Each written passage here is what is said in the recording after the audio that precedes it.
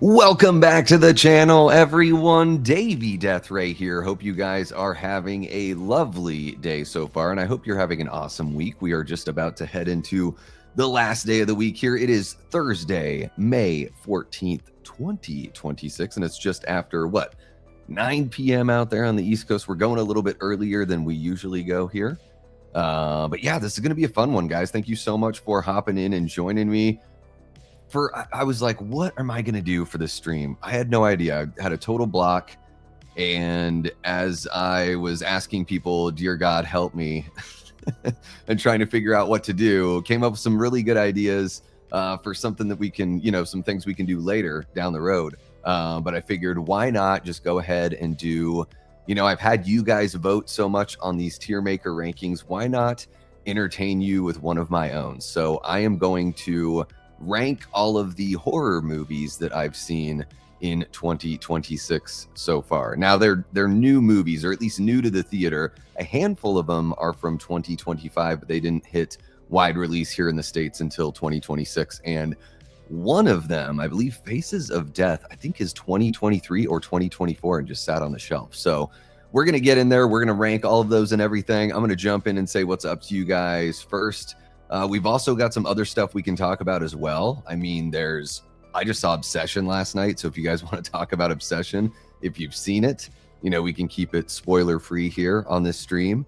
A little bit of news coming out today about Curry Barker's follow-up film, Anything But Ghosts, which seems like a kind of dark comedy leaning into horror sort of thing. A little bit of a Frighteners vibe is what I'm getting from the way that he described it. And then also something crazy. Kate Beckinsale has replaced Mila Jovovich in the Twilight of the Dead film, which is based on Romero's last story idea.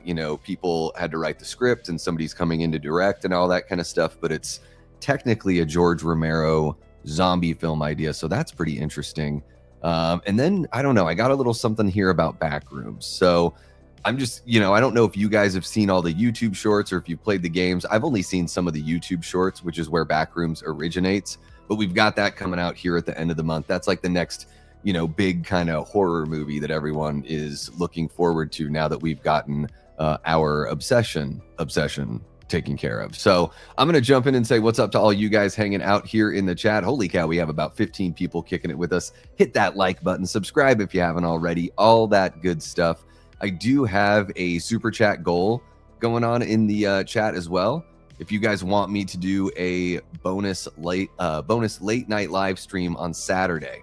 So originally on Saturday, the 16th, we had Movie Punks planned. We've had to reschedule that one just because of a conflict that, came up out of nowhere. So nothing we could have planned for or anything like that, but I've got that rescheduled to May 30th. So it will be Saturday, May 30th. Also, I want to let you know before we get rolling, guys, next Wednesday, May 20th, we've got Mark from Tales from the Shelf and Vincent DeSanti from Womp Stomp Films coming on. We're going to do one of our classic versus battles. Usually we do a versus to figure out which is the best between two films. This time we're going to take a look at Friday the 13th. We're going to find out which one is the worst. We are pitting Jason Goes to Hell, the final Friday, against Jason X to figure out which film is the worst. We have 8 categories. Each one of the panelists is going to have a vote. So myself, Mark, and Vin. And then you guys in the audience, you're going to be able to have your vote over which film takes the... it's not even taking the win. It's taking the loss. It's taking the crown. It's figuring out which one of these movies is going to be chained down to the bottom of Crystal Lake for the rest of time. So you guys are going to be able to have a say in that, a voice in that. That'll be next week's Late Night with the Davey on the 20th. So I just want to let you guys know what's coming up. In between now and then, we've got my birthday stream / 3,000 subscriber celebration stream. That is going to be on Monday. That's my actual 44th birthday. So I'm putting all that stuff together now. Keep an eye out for all of that, guys. Plenty of fun stuff here coming up on the channel. And if you want one extra stream this weekend, we can put something together as a late night on Saturday if we get 5 super chats of $5 or more. But again, that stuff is just bonus. No requirements saying that we have to do any of that. I'm going to jump in and say what's up to you guys, and then we're going to just, get rolling with everything here. So let me see what we got. We got Paula Fitzhenry in the house, one of our great channel members. How are you doing, Paula?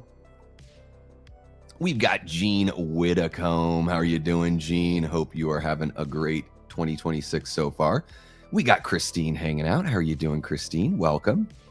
We got Nathan Mills kicking it. Ooh, Alice, sweet Alice. Man, I need to watch that movie again. I've only seen it once, but it was like a couple years ago, and I absolutely adored it. So I need a revisit for sure, because I thought that was a very impressive movie. We got Theron the Brutal in the house. What's happening, Ron? Hope you are doing well. What's happening, Herbert? Great to see you, bud.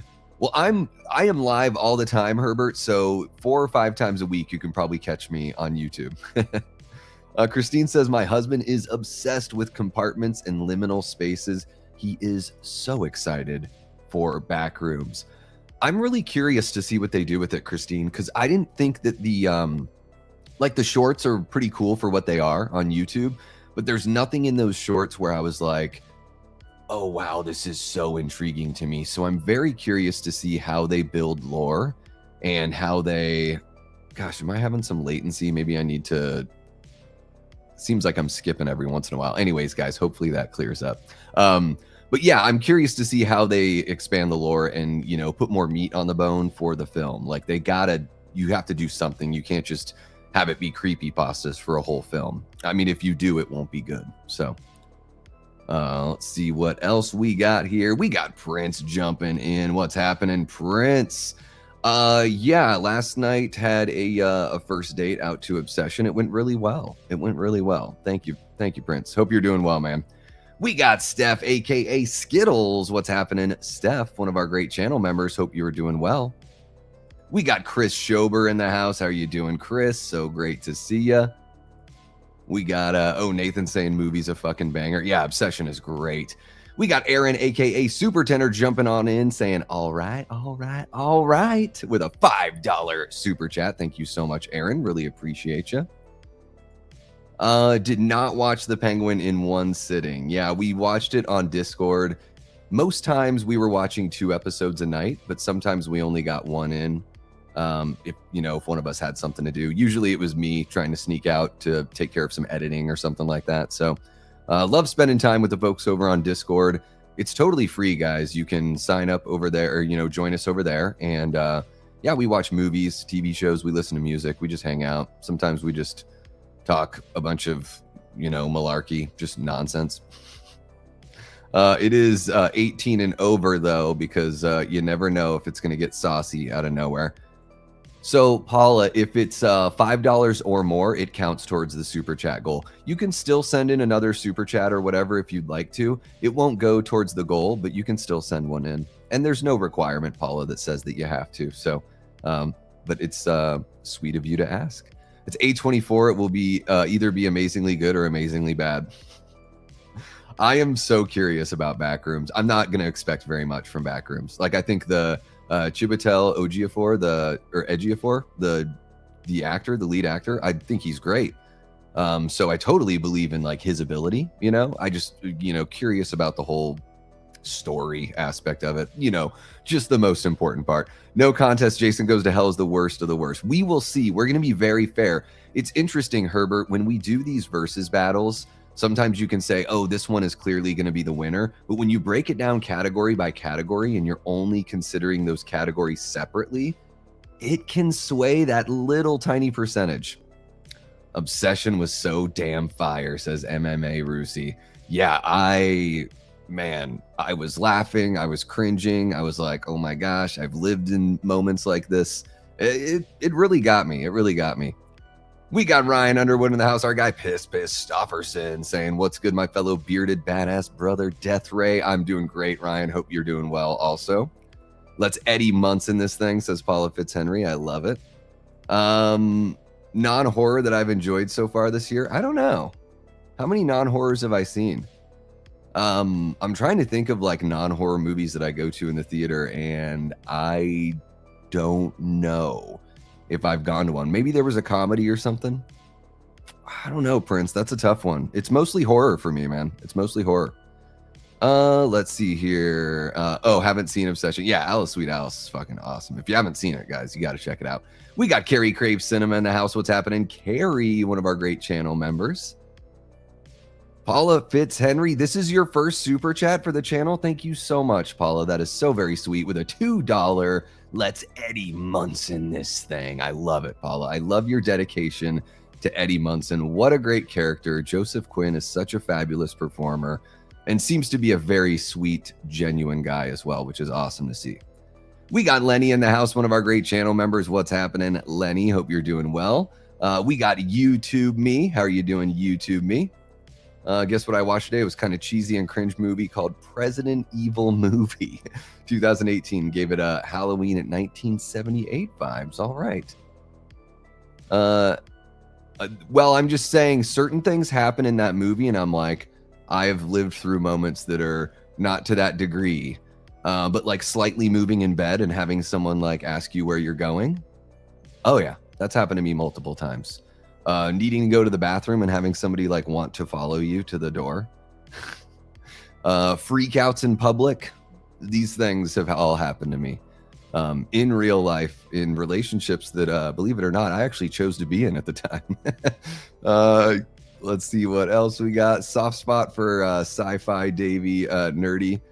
Jason X was one of the first DVDs I ever bought. Yeah, I think, you know, they both have a lot of fun to offer, and I don't hate either film. You know, we're just going to have some fun figuring out which one is the worst. So it should be pretty cool. You know, Jason X versus Jason Goes to Hell should be a pretty rad time. I know how most of my votes are going to go, but once we start talking it out, it's different. And also, guys, I want to say, by the way, what's up to Aaron Click? How are you doing, Aaron?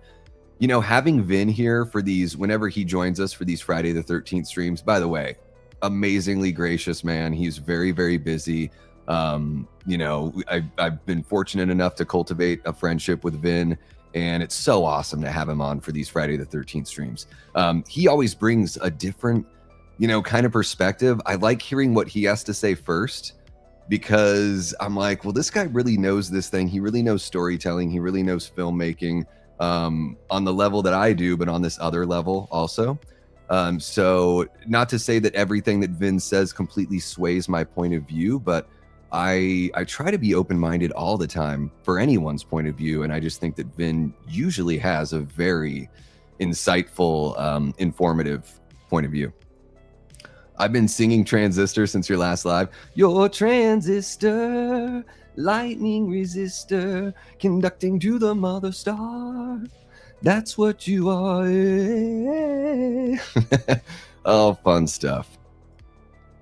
Oh, sweet. X-Men 2000 is great. Yeah, no, it's pretty. Nothing is bad as what it was, of course, but there's a little, you know, it's like a joke. There's truth in a joke. You know, it maybe not 100% truth, but the reason why it's funny is because there is tragic truth. Comedy is just the flip side of tragedy, right? It's the same situation. It's just a different way of looking at it. And I think horror works in that sense, especially with Obsession, because I think you could, I mean, you know, you can call Obsession a tragedy. Absolutely. Very Shakespearean, I would say. Like Shakespeare would be so pumped to see something like Obsession. And yeah, I just think that, you know, a few of those moments definitely experienced them, not to that degree, but oh yeah. Thank you so much for the reminder there, Steph. Appreciate you. Yeah, guys, hit that like button if you haven't already. We got 22 people kicking it with us here.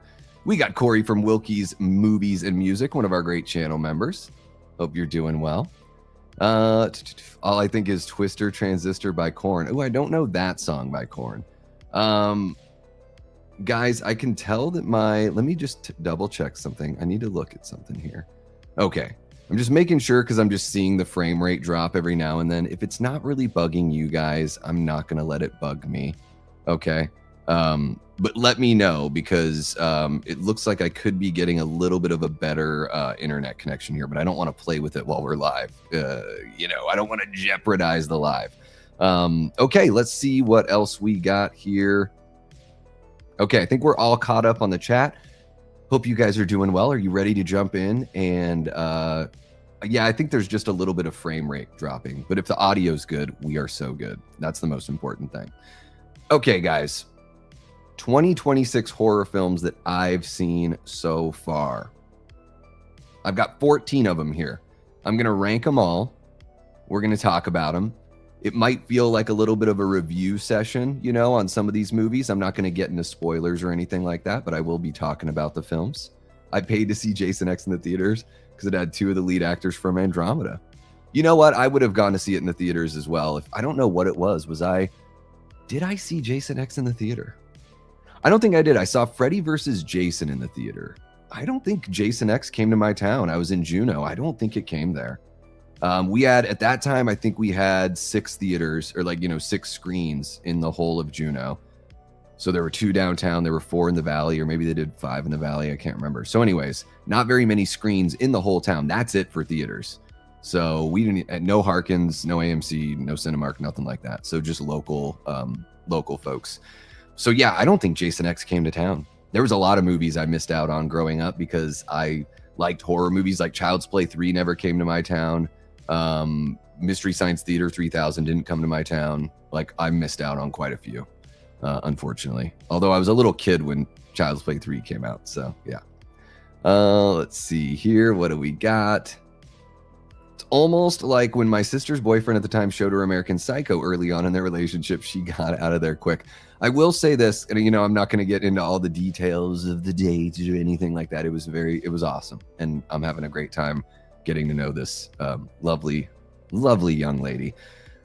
But I will say this, she's a horror fan built in, so that's a good start, right? So she's tried and true horror fan, so there's no twisting of the arm to go to a movie like this. So that's pretty cool. I think that's a good way to go. It's a new thing for me. Uh-oh, Ron shaved off his beard. Holy cow. So Paula, I'm going to show you guys the Tiermaker on the screen. So this is different than what we usually do. I'm just going to be ranking them myself. So there's not going to be any audience voting or anything like that. On this one. This one's just going to be sit back and engage with Davey on, discussing the films. I hope that's okay. It's a little bit different than what we normally do. We got Tia Nina, one of our great channel members. What's happening, Tia? Hope you are doing well. Yeah, I think I saw the remake, Freddy versus Jason. I think that's it. For Friday the 13th, unfortunately. It's just high time that I have control over the situation. You know what I mean? Okay, guys, are we ready to get into this? Let's see what we got. I think I'm gonna do, guys, this is pretty cool. Watch. Holy cow, I'm in a circle, you guys. I don't know why. I just get such a kick out of this. It covers the logo perfectly. I don't know what it is. I just think this is hilarious. Like, I'm in a circle. Okay. Anyways, I know I'm the only one that finds it entertaining. I totally get that. I'm the only one. So here we go, guys. Let's take a look. I put these in order of release date. Theatrical release date in the United States. So I understand that some of them are 2025 or earlier, but we're going to be taking a look at, and again, these are the horror movies that I've seen this year. So we've got Primate, 28 Years Later, The Bone Temple, Send Help, Whistle, Cold Storage, Scream 7, Undertone, Ready or Not 2, Here I Come, They Will Kill You, Faces of Death, Lee Cronin's The Mummy, Hokum, Mortal Kombat 2, that's right, it fits in here, I think it fits, and Obsession. So here we go. This is just up through May 14th, the horror movies that I've seen in 2026. So let's take a look here at our categories, guys, or our tiers, I should say. So top of the line is regular rotation. That means that I'm going to want to watch this movie like within another year, and I will probably watch it at least like every 2 to 3 years. If it's really good, maybe I'll watch it every year. Regular rotation is like, I want to watch this when spooky season comes around, or maybe watch something like Obsession around Valentine's Day or something like that. You know what I mean? Like, work it in to my life. Like, this movie is fucking that good that it's going to have a place. We'll watch again is basically like, that's like a 4-star movie. Like, this is really good. I'm sure I'll watch it again. I don't know if I'll really come back to it a lot, but I will check this one out again in the future. Good, not great. Maybe I'll watch it again. Like, it was like 3 stars. It like did the trick, it didn't push me either way. Maybe I'll never see it again, but I wouldn't be against seeing it again. I'll never watch again is very, very self-explanatory. Yeah, this is like I don't feel like it was a complete waste of time, but yeah, at least I can talk about the movie and, at least I, know what worked and what didn't work in the movie for me. And then the bottom of the barrel is, can I have my time back? Which is, this is fucking terrible. Like, why was I tricked into watching this? I'm so upset. And hopefully, I mean, we'll see. Yeah, we'll see. I don't know. Maybe a couple of these get in there. So, okay, I'm ready to go through this. If you guys are, I want to make sure I'm not missing anyone. We got Smith's Grove Sanitarium. What's happening, Smith's Grove? Let's see what else we got here. I would say that you can put it in that category. It is like a thriller.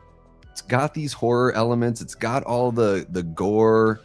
It's got the uncomfortability, and it's directed by Sam Raimi. So all of those things kind of push me into saying, yeah, if you said, Tia, if you told me, oh, Send Help is just like a thriller, or it's just like a, suspense or drama or something, absolutely it is. I think we can consider it a horror, just with everything that it's got put together. I mean, same like Mortal Kombat is, an action tournament fighter movie, but there's so much, for a horror fan to enjoy there, as far as the special effects and, if Mortal Kombat, the gore and all that stuff. So yeah, we're going to be a little, even Cold Storage, you could just say, oh, that's like a sci-fi.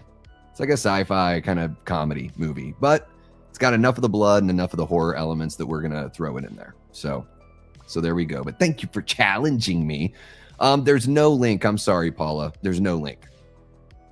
So let's see. We got Shane W hanging out. Haven't seen many new horror movies. Well, Shane, let's see. Maybe sit back and watch. See what I have to say. I'm not going to spoil anything from any of these movies, okay? So I will rank them, and then maybe one or two of these movies you'll be like, I was curious about that one, and then based on what he said, maybe I want to check it out. So, that's a really fun thing we do here at this channel. I've had more than one person reach out to me and be like, Davey, you made me want to start watching newer movies again, and that's just a powerful thing that we can do for each other. Like, you guys can do it in the chat. Hopefully I can do it for some of you. And you guys have certainly suggested movies that I put on my list and watched and really enjoyed. So it's a reciprocal kind of thing. You know what I mean, Shane? Welcome on back in, man. Hope you're doing well. Great to see you come back. We got Dylan CNY hanging out, says, I'm always finding myself rewatching older films. Rarely will a new release have rewatchability for me. Well, we're going to get into that, Dylan. So I will let you know, guys, I'm going to be so honest with you about these. So I'm not going to pull any punches or anything like that. You're always going to get the genuine article. We got Just Jacoby hanging out. What's happening, bud? Welcome on in. Says, just woke up feeling like a whole ass zombie. What's good, everyone? Well, shake that dust off and get ready for Davey Deathray talking at you. Yeah, it is. Send Help is so much. Horror definitely plays into it for sure. We got Eli Cortez in the house, one of our great channel members and Death Squad mods. Hope you're doing well, Eli. Thank you so much for jumping on in. Jigsaw dropping a $5. Thank you so much, Jiggy. Says, I'm a here, so don't freak the freak out. I don't know why I said it like that. I think it's definitely worth a watch, Carrie. Joe Keery, I find to be very charming. Georgina, gosh, why can't I remember her last name? What is her last name? Georgina. I'm sorry, Georgina. I've seen her in a few things, and I really like her as well. Liam Neeson's great. It kind of reminds me of Night of the Comet, something like that, meets a little Kurt Russell 80s action comedy kind of thing. Really fun. I mean, I thought Cold Storage, you almost got me to slip, Carrie, and say something, but I'm going to wait until we actually do the thing.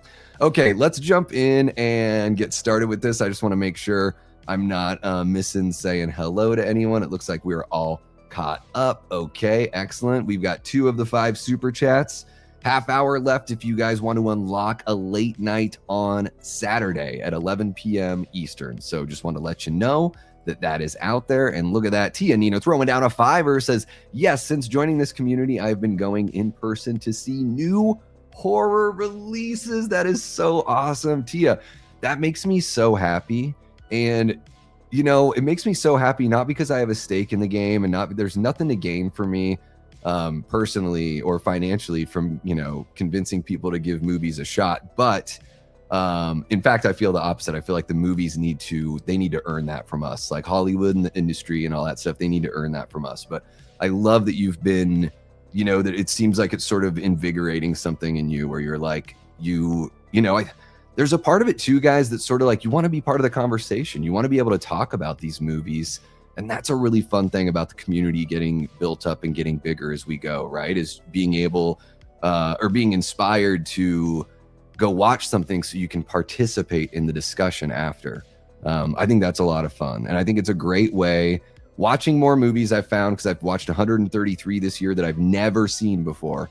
Watching a lot of movies and thinking about them in an analytical kind of way, I think it makes us, well, at least for me, I think it makes me a better fan and a better audience member. I understand like my own tastes more. I can articulate, like, I tell you what, since starting my channel 3 years ago, and a lot of the reviews I've done are on the horror show channel, man, I look back on those early days doing reviews with Cecil, and, you know, looking back on it, I'm like, man, I'm so much more confident now, not as a reviewer, but just as an audience member, that I know what I like and I know what I'm looking for and I know what works for me in each different little subgenre or genre of film, that I feel better about just being part of the conversation. I mean, that's pretty much it. Oh my gosh, just Jacoby. I'm not trying to take credit for anything. I just I'm happy to be a part of it with all of you guys. I think it's something that we can all take credit for.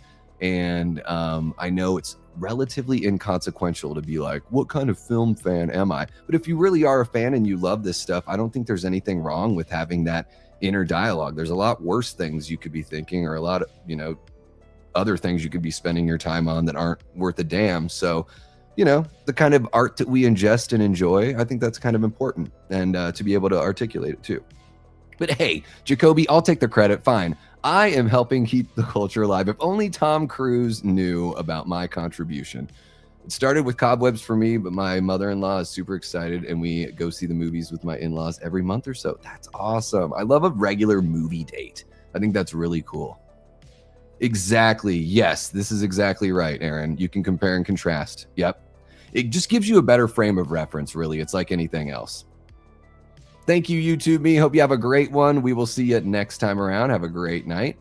Okay, guys, let's go ahead and jump in and just and get this going. This is 2026 horror films that I've seen this year that have been released in the US this year from January 1st through May 14th. Totally arbitrary. I know it's not even a 6-month thing. It's a 5.5-month thing, but fuck it. We'll just do another one of these in the middle of December, because at the end of December, I'm not going to want to do one. All right. So here we go, guys. Primate. Let's kick it off with this one.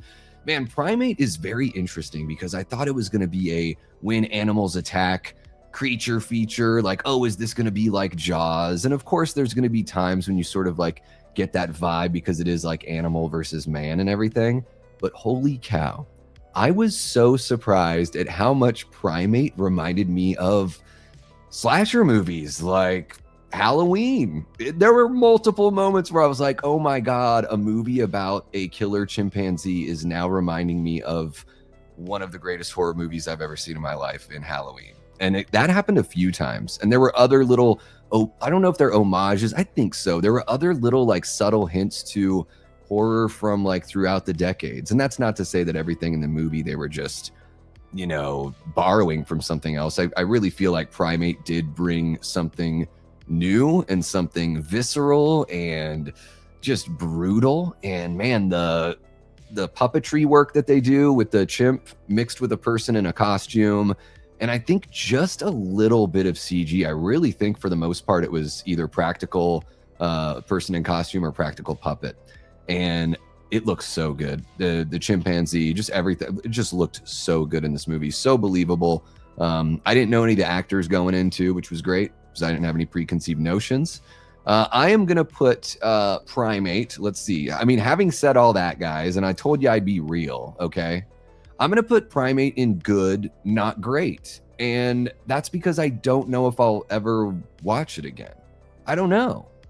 Like, I guess I wouldn't be against watching it again, so it fits in good, not great. If I were hanging out with someone, they had never seen it, and they're like, oh, what about Primate? I'd be like, oh, I think it's worth a watch. Like, yeah, you should watch it. Let's watch it. You know, it's not too long, all that kind of stuff. Like, it fits there. So on my own, I don't think I would be like, ooh, I need to see Primate again, but I would absolutely watch it again. To me, Primate is good, not great. Okay, 28 years later, The Bone Temple, guys. And I'll probably take a break in between each, 2 to 3 of these just to see what you guys are saying in the chat. But 28 years later, that came out last year, in the summer of 2025, I didn't enjoy the back half of that movie very much.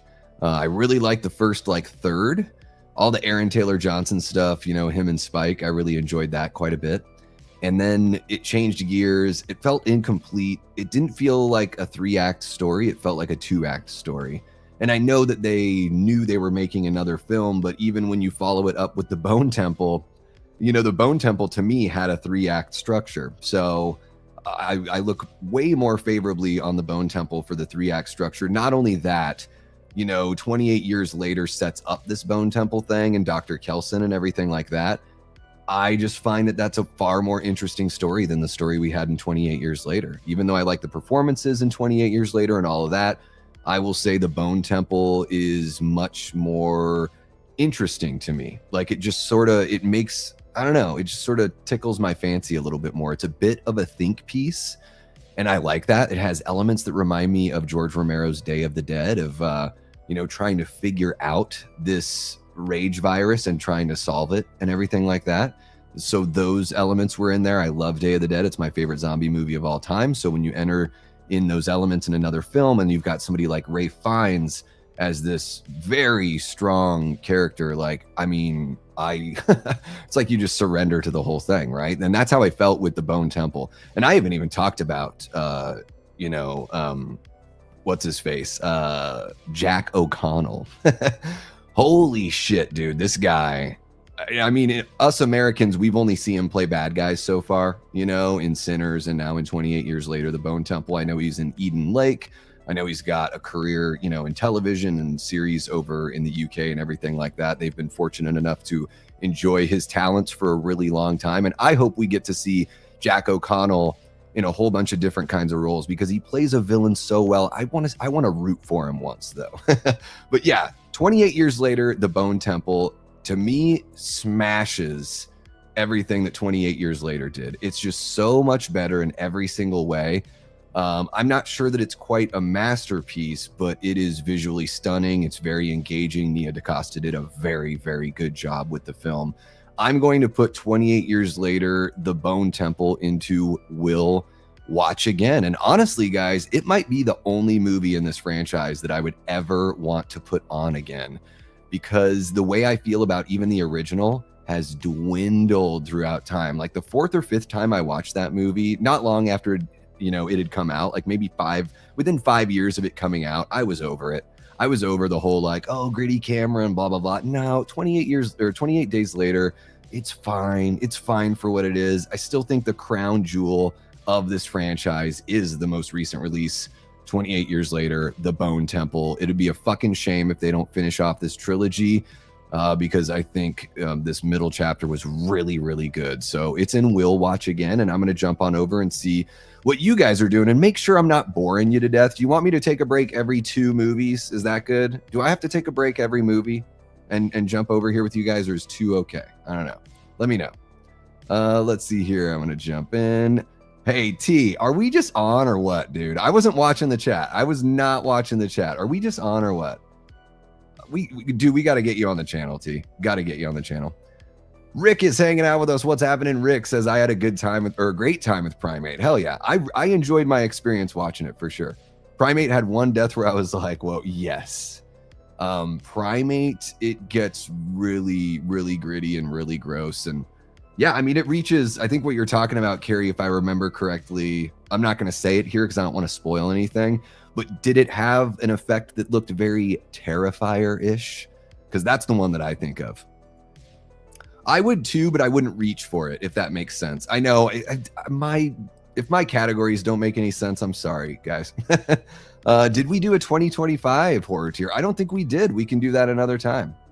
The chimp is bigger than Chucky. I saw somebody ask, yeah, you asked Chucky size. No. Yeah, like a full, like an adult chimp. Yeah, so big enough. Like if he's sitting on his butt, like on the ground, the chimp would probably be 3.5 feet, like from his butt on the ground to the top of his head, you know? So big enough. Yeah, very, very intimidating. Let's see here. Primate was really good. Didn't reinvent the wheel, but I don't think it said exactly. Yeah. Let's see here. What else do you guys got? Yes, Jigsaw, your chats are going through. Sorry, I was just ignoring the chat like a big old jerk. 28 years later, the Bone Temple is regular rotation for T. All right, I'm not quite there, but I'm really close. I'm really close. And I think the only reason why T is because I'm not super hot on the franchise. If I really liked the franchise, this one would be regular rotation, but I'm not going to find myself revisiting those other movies, so I'm not as likely to keep on revisiting Bone Temple. But I do want to, like, that's one that I'll probably want to see again this summer because of Jack O'Connell. He's fucking incredible. I can't say it enough, and I'm just going to say it now because I want to speak it into existence. I've learned from Evan over at Rockland Graves, speak things into existence. Can we please have Jack O'Connell as a hero in an Evil Dead film? Please get Jack O'Connell in an Evil Dead film, and I want him to be a good guy. I want him to be somebody that could potentially survive, you know, or I want to be heartbroken when they don't survive. Good, not great. There we go. Iron Maiden was fun there. Yeah. Bone Temple Pilots, as I call it. Yeah. Oh, it made you appreciate it even more. All right. Well, and that's something that once the trilogy's done, it really could make the first movie look better, right? If you watched all three in a row, you could be like, okay, now the first one does feel like more cohesive because it's kind of cool that it doesn't have that regular structure and it bleeds into this other movie that does have a 3-act structure. And then who knows what the third one would be? Because I think Danny Boyle, if they make a third one, at least the last plans that I heard is that Boyle would come back to direct that third one. I would just rather have Nia DaCosta finish out the trilogy, especially if they're worried about it making money. Maybe Danny Boyle doesn't want to spend the time doing it if it's sort of like an iffy project, and just let Nia DaCosta do it. It'll probably be better. Bone Temple is really good. It's a way more focused story. It's more of a think piece, Carrie. So that's the cool thing about it. It's not as, you know, and even 28 years later wasn't extremely broad, but you ain't getting like a village of people in 28 years or in Bone Temple. You're getting like basic, really just like 2 groups of people, I guess, but for the most part, a big group of, you know, not even that big, you know, 12 people, and then Dr. Kelson and his guy. So I think it's absolutely worth watching. It's a think piece. I'll say that. Okay, let's see what else we got. Okay, guys, I think I'm going to jump back on over. Yeah, I dug it. Steep increase. Yeah, it was.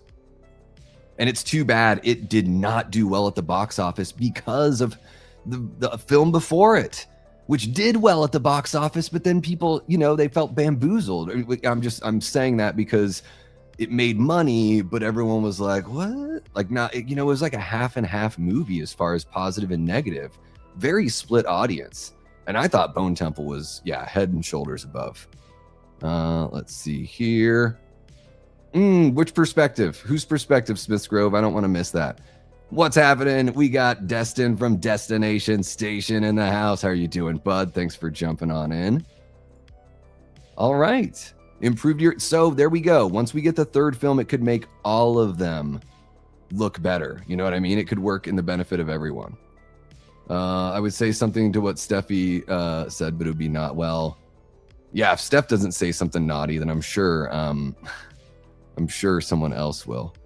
Okay, what else do we got here? I have not seen The Boys. Yeah. Wouldn't it be amazing? I just think, like, I want him to be able to do something a little different, and just his intensity, man. Like, I just want the best for Evil Dead because I love it so much. So of course I want Jack O'Connell there. And then after watching Obsession last night, I'm like, dude, I need the TCM from Curry Barker, but I'm also like, dude, in 5 or 6 years, I'd like to see Curry Barker do an Evil Dead movie.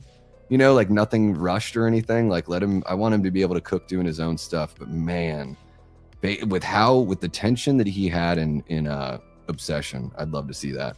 Holy cow, we got our 4th super chat here of the day. Well, 5th super chat, but 4th $5 one. I don't know. What did I miss? Did I miss something? There we go. All right. We got Jigsaw saying, or who's hitting golf balls?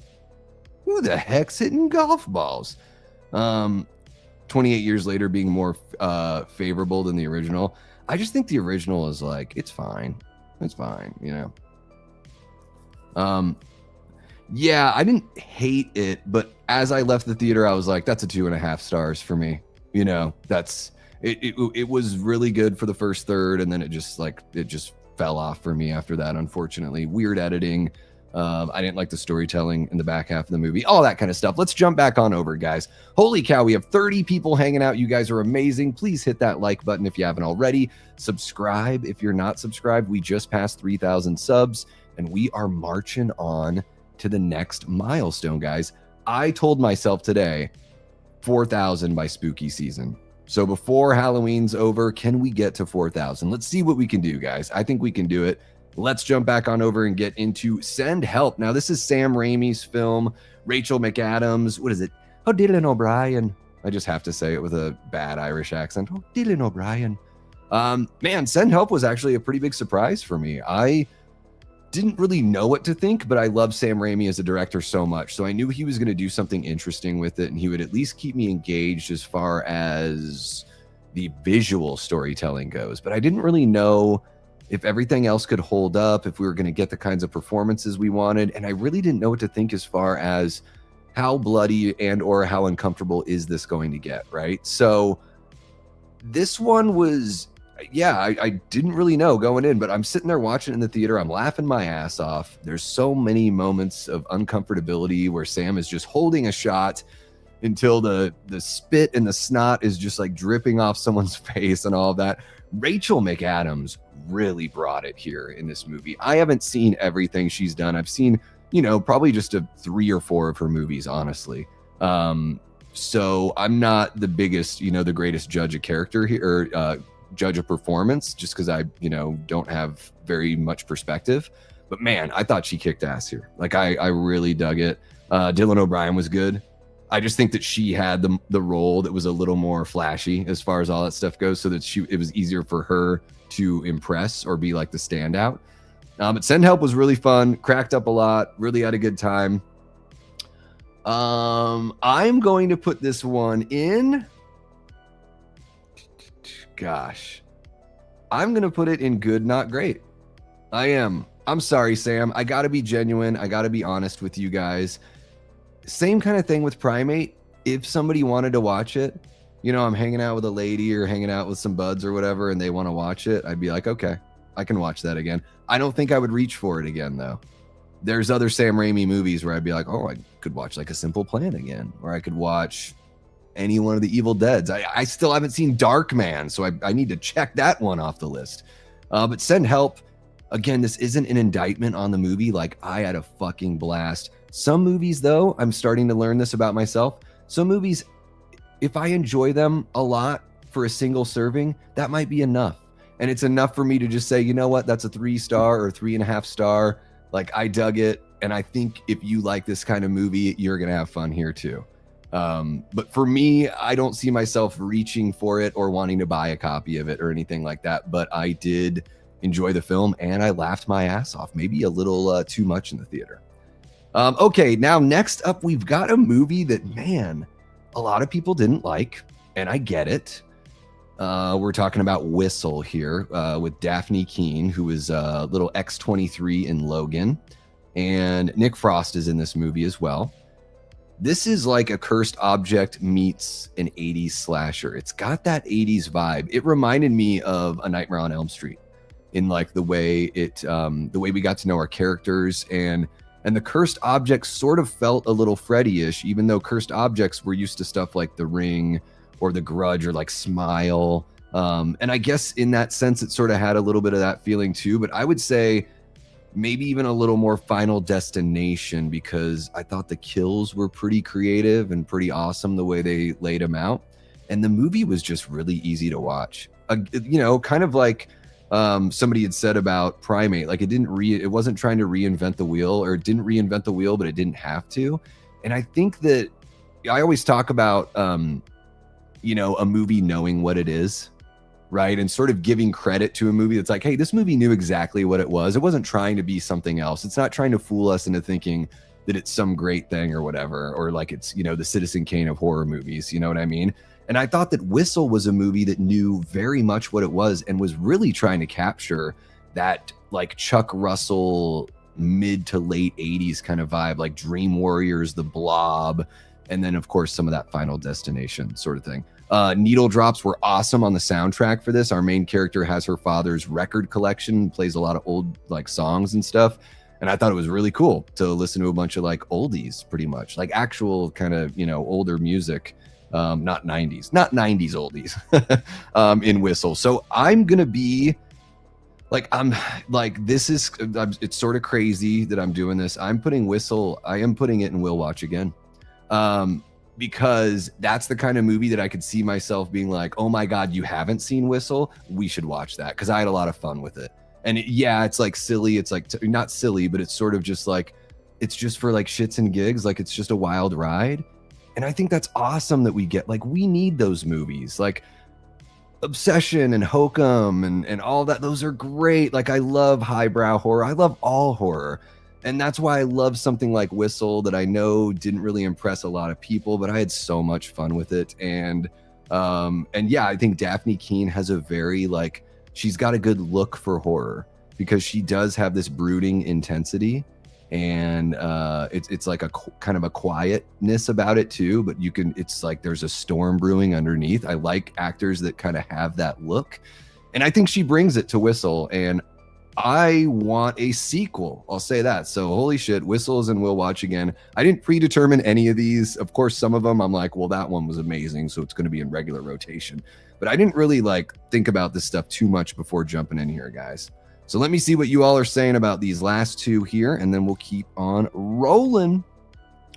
Any other 28 anything? Yeah, you know, the franchise is okay. Let's see what else we got. Will Watch Again. It was great, says Aaron, for Send Help. Hell yeah.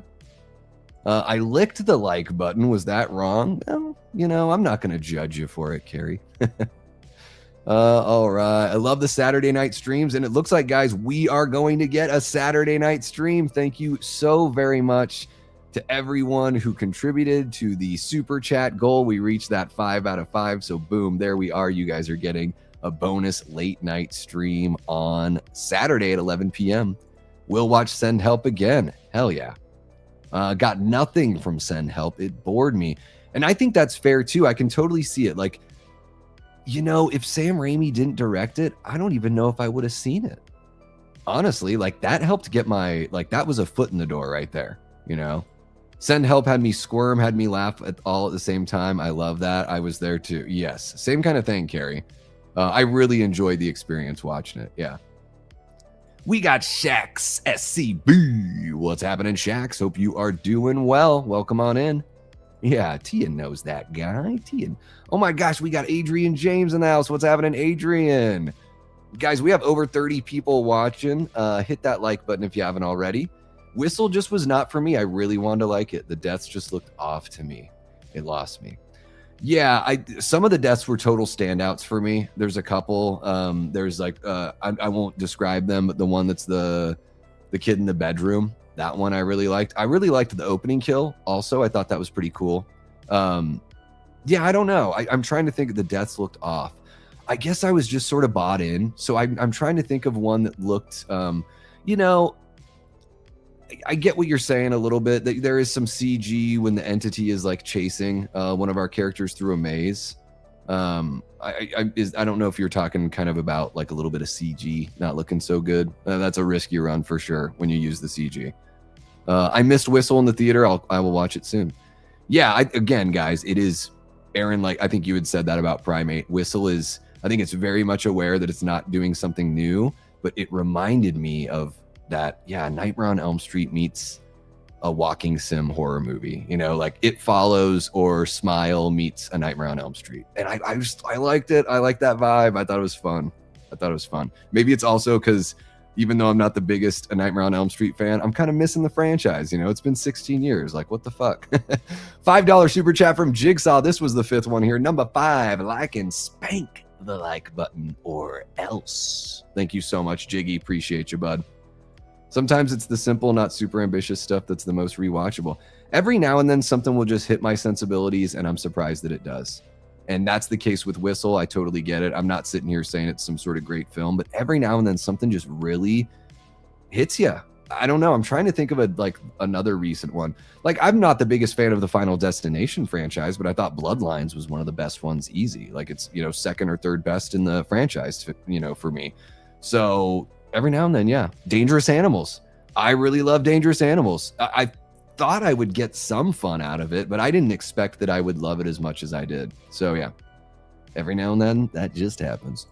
When I rank movies, it's based on rewatchability, entertainment, and how much I resonate with them, not based on quality, just based on quality. So yeah, exactly. Yeah, no, I think that's the right way to go. We all have different criterias, right? And sometimes for me, the criteria changes from genre to genre. I don't compare, you know, judging Citizen Kane and judging a movie like even something like Obsession, you can't really use the same exact, you know, criteria. They're so vastly different in terms of what they're trying to do. So I kind of like that, T, that it's rewatchability, entertainment, how much you resonate. I think that's, and resonation, you know, resonating with the story. I think that's what I mean when I say like it hits my sensibilities, you know, or maybe there's a subject matter in the film that actually does resonate with something in my life. Yeah. Send Help made no sense to me. Old feminist propaganda, all while making her the antagonist too. Yeah, they were both. Yeah, I mean, he's no saint, right? I think they're both pretty shitty people. That's what I picked up from it. I get what you're saying though. I mean, it is a movie where, yeah, she is, you know, it's written so she has the upper hand in that situation, for sure. But I thought they did it pretty fairly. But you know, we see a lot of the kind of what you're talking about here in Hollywood, that when they do it in a way like Send Help did it, where both people are shitbags, like, you know, like, is she really, you know, is she right? Is she wrong? I think she's kind of wrong. Yeah, for sure. No, it's not horror, but if the new Michael Jackson movie was a part of this tier, it's 100% regular rotation. Watched it multiple times. Generally hate musicals. Yeah, music biopics are just the worst to me, so I will not watch it. I will not watch it. Okay, let's go ahead and jump into the next one, or the next couple here. Cold Storage, guys. Yeah, Joe Keery, Liam Neeson, Georgina. Is it Georgina? Why can't I think of her last name? Nobody told me her last name in the chat. Cold Storage is really fun. Like, you know, it's got this cartoony, gory vibe going on. Kind of reminded me in some ways. I'm like, a little Big Trouble in Little China meets Night of the Comet kind of thing, if I'm going to try to quantify it by naming 2 other movies like I've been trying to do on this list.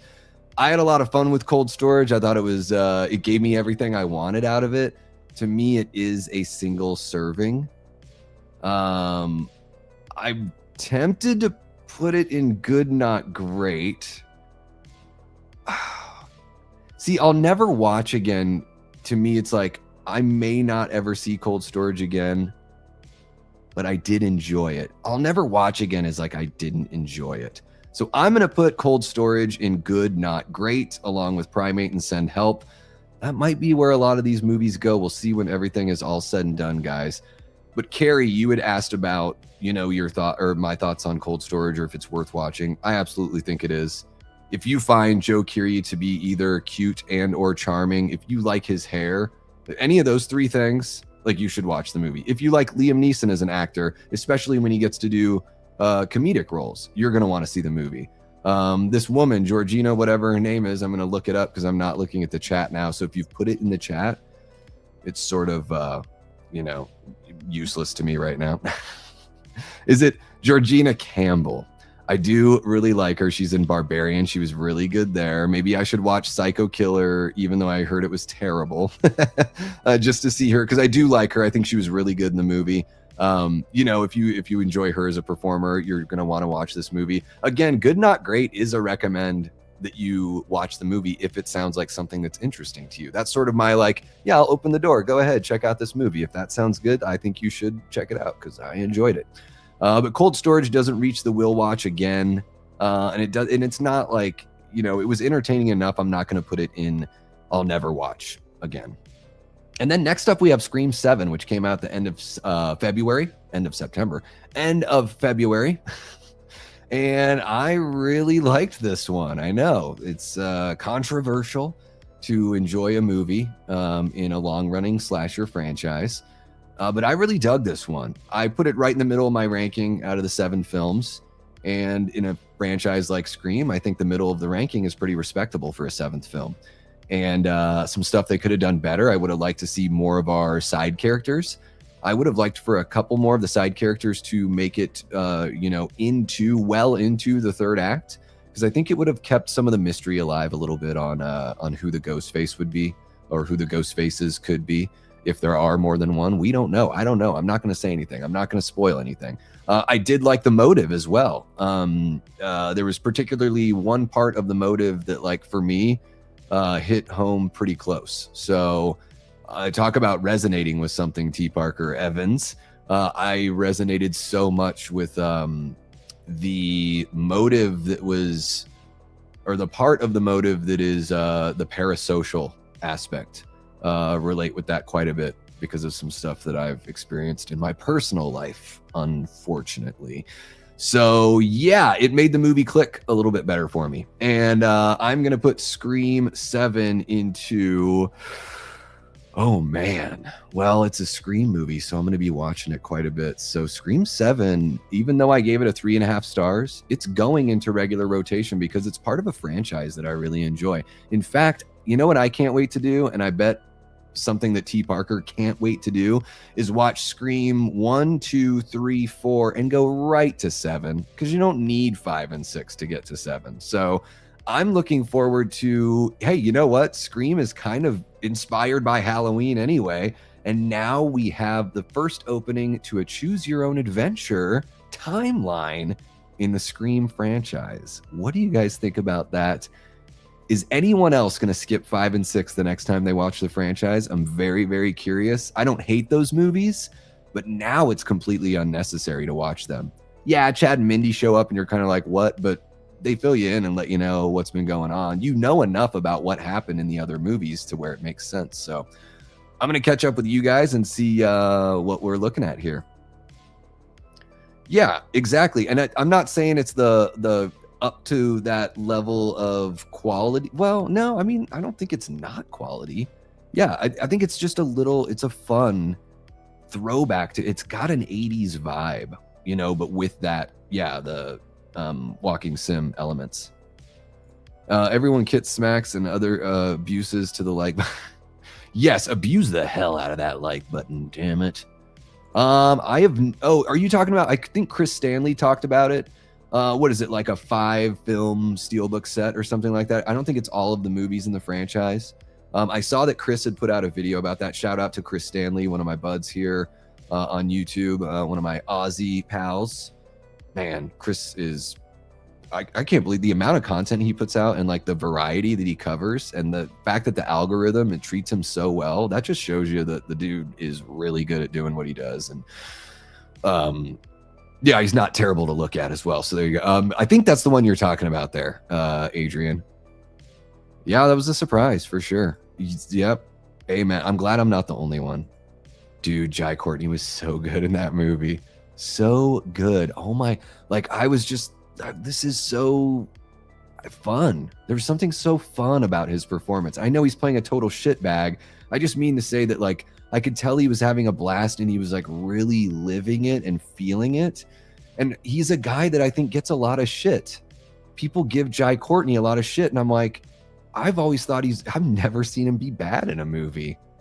I don't know. Like, he doesn't write the movies. We all know that, right? Everyone knows that he didn't write the Suicide Squad movie and he didn't write Terminator Genesis, which I didn't hate, by the way. But yeah, it's I loved his vibe. Exactly what you're talking about with the Buffalo Bill when he's like dancing. Yeah, a lot of fun. A lot of fun. So far out of the game, haven't seen a new movie in theater since Evil Dead 2013. Ron, Get that AMC A-list or whichever theater is closest to you, whatever chain is closest to you. Get their whatever their membership is. I do A-list because that's the best one in my area, and it's $26 a month. I could see 4 movies a week if I want to. So if I only go to 2 a month, it pays for itself. And what I found is that it not inspires me, but it just makes me feel like, you know what?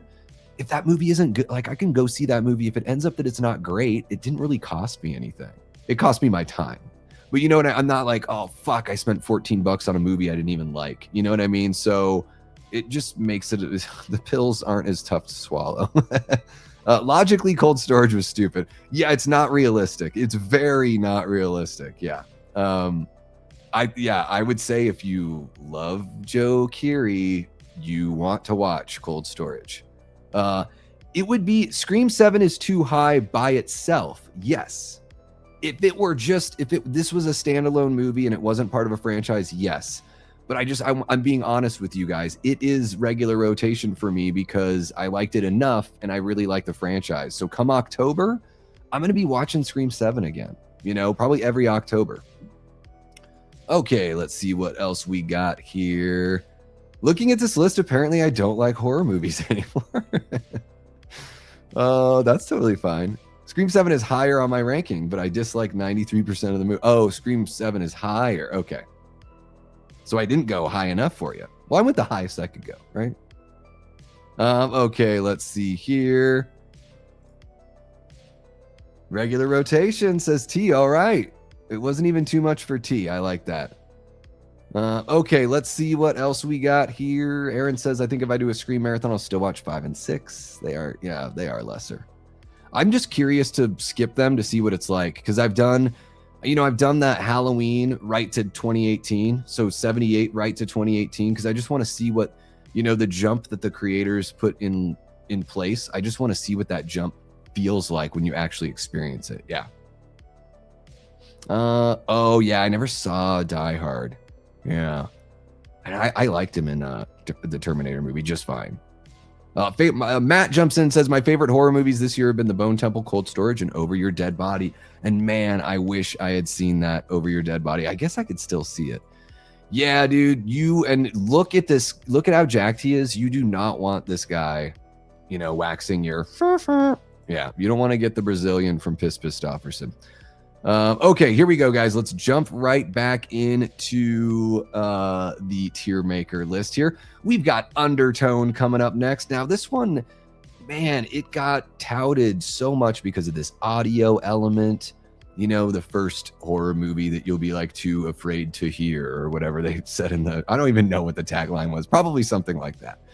And man, the preview, like the teaser, actually, not even just the preview, just the teaser that zoomed in on the picture and played like the backwards version of Baba Black Sheep. That was amazing.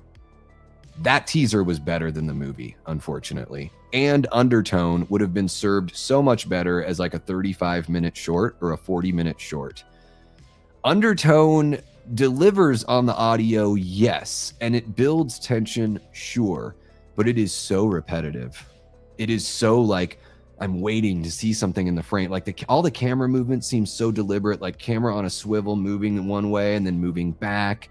And these shots that like, okay, we're in this setup again. It's the next night, but here we are. Or it's a couple nights later. We don't even really know, because it's very confusing, the passage of time in Undertone, which I didn't quite understand. I honestly think very oddly in Undertone, they're like, all right, we need to stop and we'll finish this next time. And they do that a handful of times. And I think the movie would have been way better if it takes place over one night. And it just gets increasingly worse throughout the night. That would have been a lot more interesting to me. I had a tough time understanding why what was up with the mom and why the mom was even there in the movie. And this isn't spoilery, but just to get into a little bit of the story, the entity is an entity that's known for going after children. So I don't understand why the mom is the mom is like old and catatonic and dying, essentially is what's going on. It's sort of like, so why was that element like teased as maybe having something to do with this? And it kind of does in a way. It seemed like the movie was very confused about what it was doing, and the payoff was not worth the whole experience. Yeah, it would have been way better as a 35-minute movie. or a 35-minute short film. I'm going to be nice to Undertone. I'm going to be nice, and I'm going to put it in I will never watch again. I'll say I'm not going to put it in Can I Have My Time Back, because I watched it in the Dolby Cinema and the audio experience was amazing.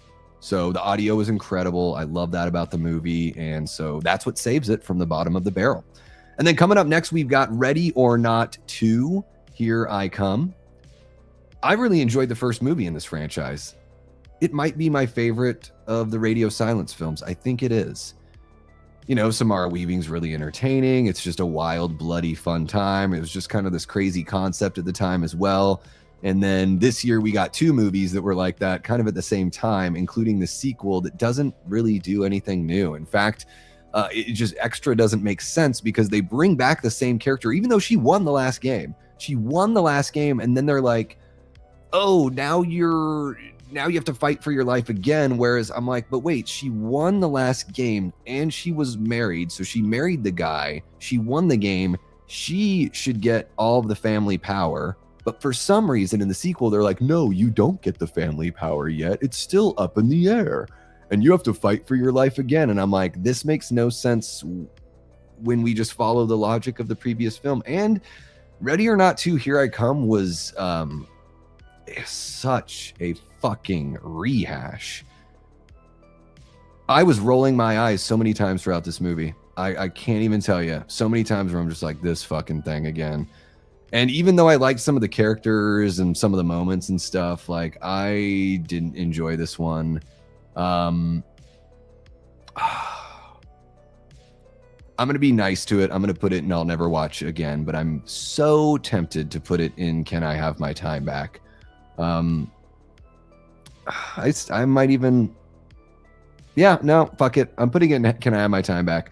This movie kind of pisses me off the more I think about it. My mind is changing because I'm starting to think of other moments where characters reconcile and then the very next scene it all falls apart. So it's like, you know, they put meaningless things into the scripts, into the stories, a bunch of, you know, rug pulling and just a bunch of nonsense. Ready or Not 2 is the most unnecessary film that I've seen in 2026, especially on the back of an original film that was so much better and actually fresh. Ready or Not 2 does the worst thing that you could do and just, you know, is a copy and paste with less logic. So there you go. There's that one. I'm going to jump in and see what you guys are saying here and see how much I'm going to be judged on this one. Okay, what do we got here? So far, I've learned Davey can be swayed to watch any horror movie a second time as long as he's not watching it alone. Well, if it's somebody else's first time, by the way, welcome on in, Ashley.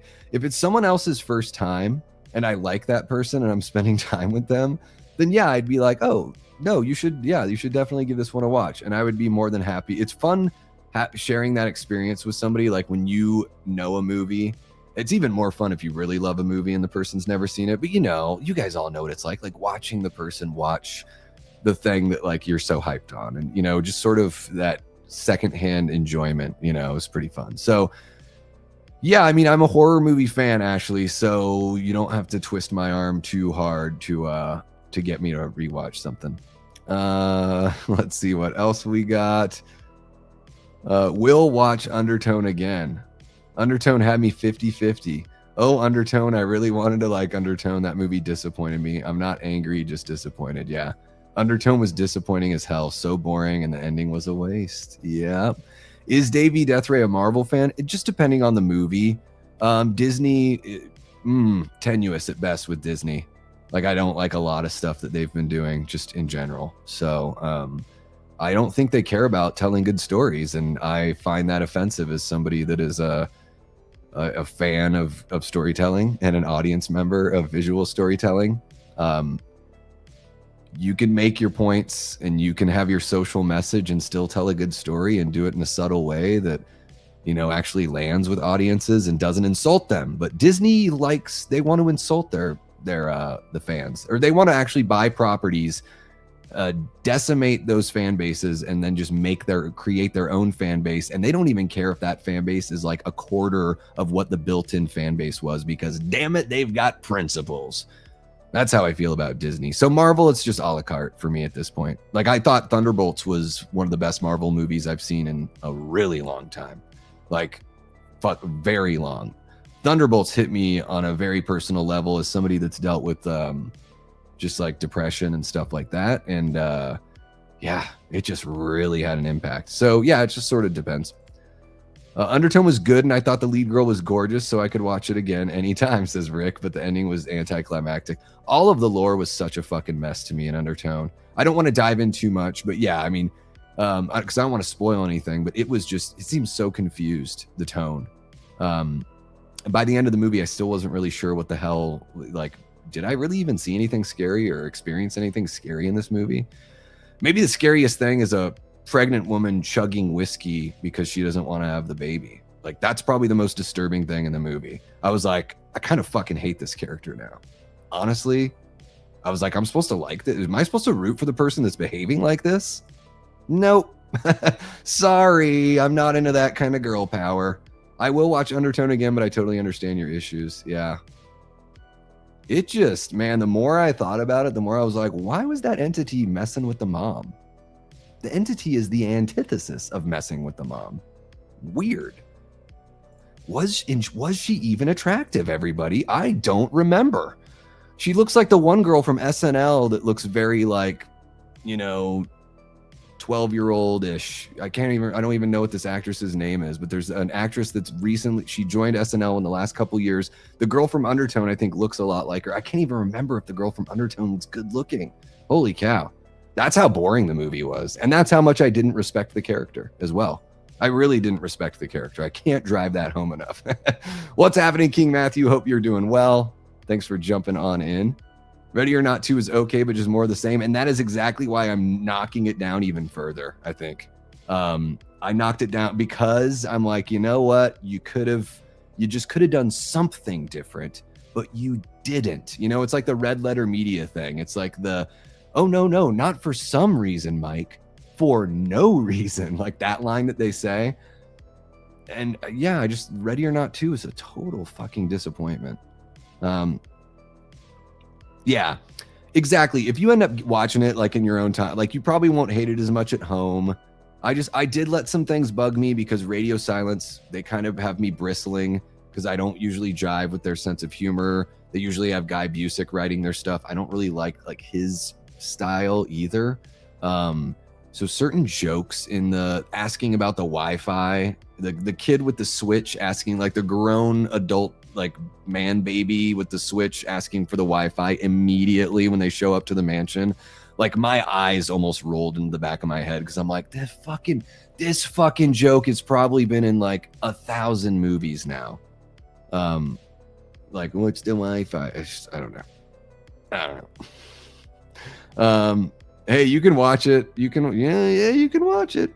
It's probably not as bad as I'm making it out to be, but considering it's a sequel, it's pretty bad. If it were the only movie, if you took away the original and this was the only one, it would be fine, Send Help was A tier. Disagree, says Noah. Welcome on in, Noah. Hope you're doing well. I dug Send Help. I just don't know if I'm gonna watch it again. Okay, let me see what else we got here. Dude, Thunderbolts is really, really good. I really liked Thunderbolts, yeah. Quite a bit. Yeah, just that kind of, like, here's my whole thing. Because we're not going to get into all the politics. Yeah, in the movie, the woman is, she doesn't know if she's going to keep, her baby. And I'm just like, well, if you know that you don't want to keep it, then you know what you can go do. Drinking a bunch of booze, I think, is a shitty way to handle that situation. And it affects me in a way differently than the other thing, I guess, as far as just an audience member and dealing with whether or not I'm going to like a character. Yeah, that's all I'll say. We don't need to dive into the whole thing about it. Radio silence is my Christian Bale. I don't like them. I like Christian Bale. I do. Okay, let's jump back in over here, guys. Coming up next, we've got They Will Kill You, which is very similar to Ready or Not. I mean, when you strip it all down, like there are nuanced differences, of course, but you've got Zazie Beetz. I think, is it Zazie or is it Zazzy? I like Zazie. Zazie Beetz, who I really like. I think she's awesome. Everything I've seen her in, like she was in Good Luck, Have Fun, Don't Die. She was in Joker? I think the first Joker movie. I really like her. I think she's fantastic actress. She's absolutely gorgeous. I had zero complaints watching her fight and run around and jump around in her undies in this movie for a brief little bit.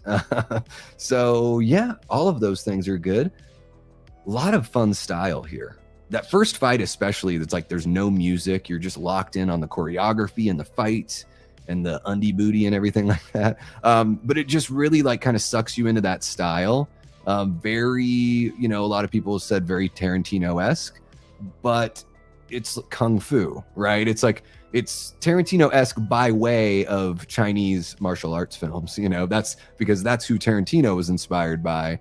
And that's what this movie brings. And a little bit of that Western vibe that Tarantino also carried into a lot of his filmmaking as well. So the comparison is fair, but I also think that it's just as fair to say that They Will Kill You is pulling from martial arts and pulling from Westerns. I pick up a lot of Sam Raimi and Peter Jackson from the use of the camera in this film as well. Really creative stuff. There's a fun little bit with this eyeball that's super awesome. I don't want to spoil anything. There's a cool bit where they're going through tunnels and you get like this Wes Anderson kind of shot where the camera goes back and you see almost like the tunnels have been cut in half. Like they've been cut to where the fourth wall is exposed, not for the characters, but so we can see, and you see the whole grid. It's really cool. But They Will Kill You, ultimately, like, it's a movie that just ended up being like something that looked better in the trailer than it actually ended up being when I watched the final product. I did like it a lot more than Ready or Not 2, Here I Come, but They Will Kill You, like most of the movies in this list today, I'm putting in good, not great. Again, like Ashley gave me shit about, I would watch it again if somebody hadn't seen it and they wanted to see it. Absolutely. But I wouldn't see myself reaching for this one and wanting to put it in myself. So there you go. Good, not great. And coming up next, we've got Faces of Death. I think this was originally made in like 2024 and it just got shelved. I don't know. I really don't know. Was it more violent and gory before this? Because this movie is so soft. A movie called Faces of Death, maybe the softest horror movie that I've seen this year. Undertone's the softest because like nothing fucking happens as far as like any gore or anything like that. But Faces of Death was just so like wasted potential. What is it? Deathray Montgomery from I think he played Billy in Stranger Things. I think he has an awesome intensity here, and I think they wasted it. I think they waste his performance in this movie by making it so run-of-the-mill, not making it specific enough, not making it mean enough. It's like they had this really cool idea, and they talk about the idea in the movie, and the killer talks about what he wants to do. I just wasn't seeing it from the character, and I think it's a total failure on the script. Our female lead in the movie, like, she's fine as an actress, but I felt like she was not up to the level of Deathray Montgomery and not up to the level of other actresses that I've seen in horror. Like, I'm just going to be honest. Even the actress from Undertone who I can't even remember what she looks like. You all think she's beautiful. I thought she was good at performing. I think she was better than this chick in Faces of Death and Zazie Beetz and like all of these other leads that we've got. So that made it kind of tough that the person that was doing the investigating, like that character that you're spending time with and you're rooting for, I had my frustrations with that character for sure. And the movie is just, it's kind of wussy. It is a soft, flaccid wiener of a movie, and it sucks because it's called Faces of Death, and it is like faces of meh, probably a lot of people have said. You guys have probably put that in the chat. Faces of Death, guys, is Can I Have My Time Back? It started out, I was like, I love the style, I love the music and the visual, and then like after the first third, I was like, do I like anything that's going on here? Just wasted potential. So there you go. Can I Have My Time Back? And I'm going to jump back in and see what you guys are saying. Let's see here. Why they remade this, I have no clue. Talking about Faces of Death, well, it's not even a remake. That's the worst part. It could have been so much better. A Faces of Death movie with this concept, there's a good idea here. They just absolutely fumbled the ball. They really did. They fumbled right before the goal line, and it went out of the end zone, and now the other team gets it on the 20. That's how crazy it is. That's how crazy it is. We'll watch They Will Kill You again. All right, there we go. We ought to crowdfund a movie that doesn't suck. Well, they do that. Womp Stomp Films does that, Ron. And yeah, I mean, there are people that definitely, those projects are out there for sure. I thought that one was pretty fun too, Noah. It ran, like, I felt the length a little bit, the runtime at the end, but I had a really good time in that movie. Michael Pena and Zazie Beetz, I really, really liked. You don't like any characters in that movie, honestly. Are we talking Ready or Not? Let's see here. What else do we got? Code Melted dropping a $5, says Monster Squad is A tier. Hey, y'all. Yes, if we were doing Monster Squad from 87, I believe, Monster Squad, I would absolutely, that is regular rotation. It's been actually regular rotation for me since I was about 6 or 7 years old. So whenever the first time I rented it on VHS as a kid. So there you go. Thank you so much for the $5, Code Melted. Really do appreciate you. No one likes a softy. Yep. Wolfman's got nards. Yeah, no deaths, but it's really called Faces. Well, it's like they do have some, but man, it is not as grim as, like, the marketing was so much better than the movie. Just that poster that I have there is fucking awesome. Like, it had a cool look. You know, his red contacts and the creepy mask he wears and stuff, like, some of that stuff worked for me sometimes, other times it didn't. But I do think that Deathray Montgomery has that. He does have that really, he can tap into that unhinged. Like, you see it in Stranger Things, right? And I think he brought it to Faces of Death, but he couldn't save it. He could not save the movie, you know? Yeah, it was a bummer. Yeah. I have not seen the original. They show some of it in this movie. I've not seen any of the originals, though. I need to get home so I can see what movies are on the list. Oh, you're on a walk. Yeah, I'm just doing, it's 14 horror movies that I've seen this year so far. Barbie Ferreira. Okay, that's who she is. Yes, I recognize the name and I couldn't remember. I love her, but did not like Faces of Death and Deathray. I wanted to punch his nerdy ass. Oh, shoot. Yeah, because he does play the nerdy thing when he's trying to act all normal. Yeah. Yeah, Barbie Ferreira, I didn't, like, I think she's pretty. I thought she was, like, in a lot of ways, she's really capable.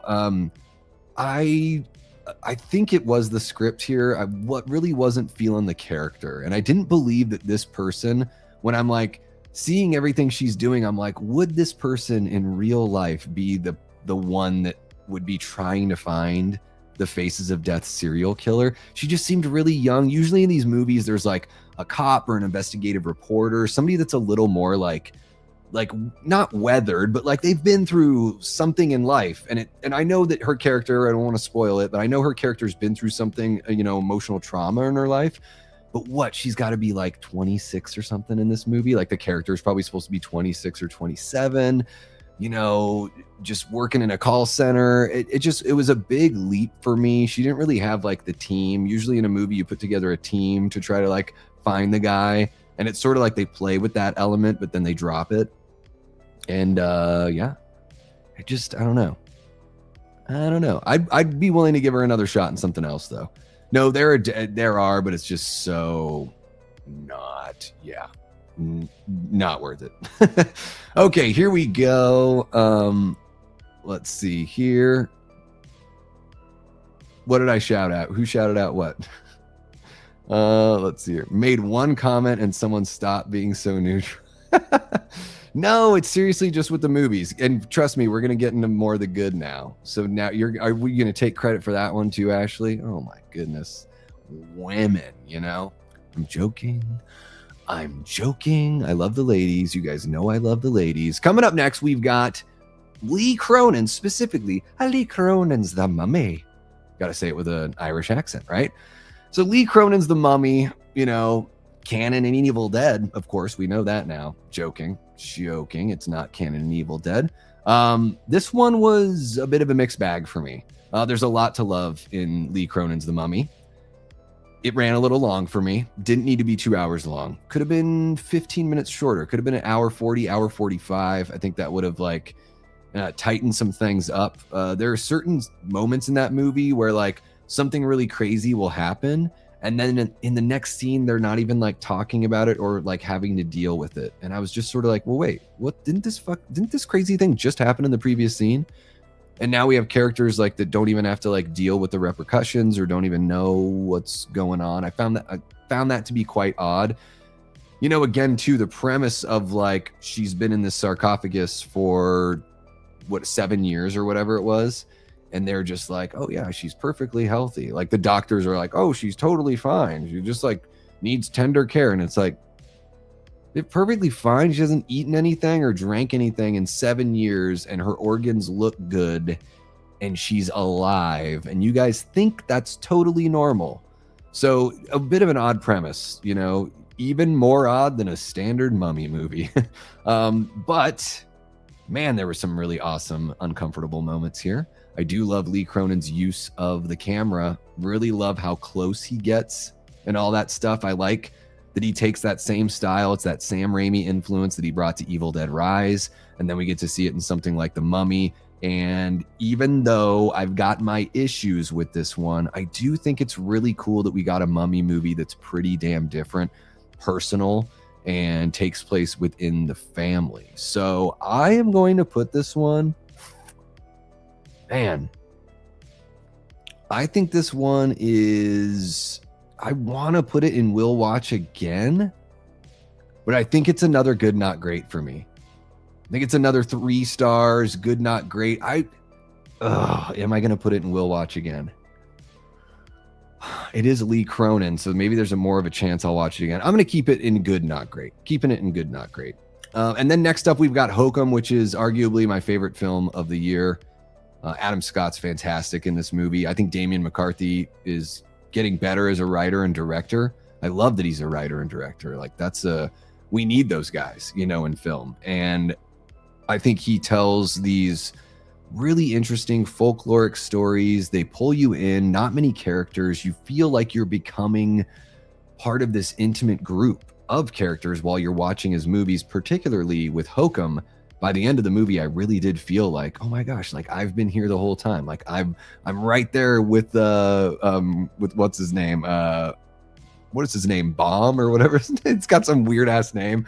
I can't even remember it because it's just such a strange name. Anyways, we're hanging out with Adam Scott's character, and you really feel like you're his little buddy because you've been with him the whole time. I thought Hokum was absolutely fantastic. It's at least 4 stars, maybe more the next time I see it. And that I am going to say is going to be, I'm going to put it in regular rotation. Yeah.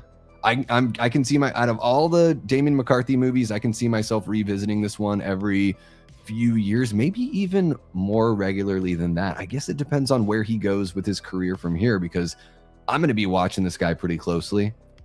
I know he's working on I think a TV series, like a haunted house TV series or something like that, which I'm very curious about. And I'm curious to see what kind of franchise wants to go snatch him up.